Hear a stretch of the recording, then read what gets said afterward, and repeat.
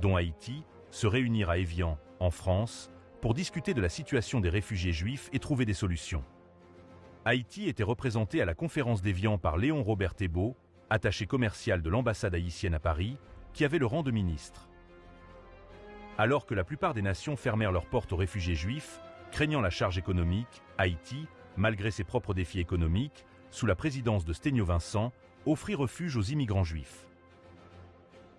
La proposition haïtienne, initialement formulée par Léon Lalot, alors ministre des Affaires étrangères, était d'établir un refuge en Haïti pour 50 000 juifs allemands.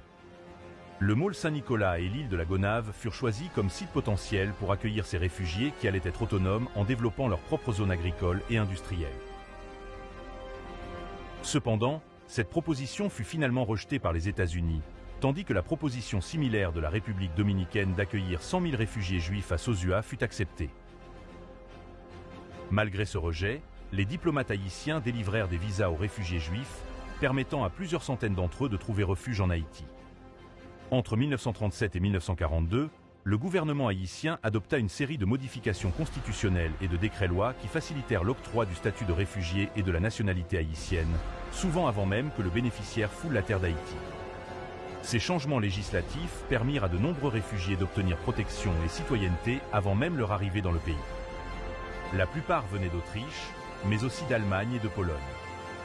Haïti sauvera environ 70 familles juives, soit environ 300 vies humaines, de la persécution nazie, les épargnant ainsi du sort horrible des chambres.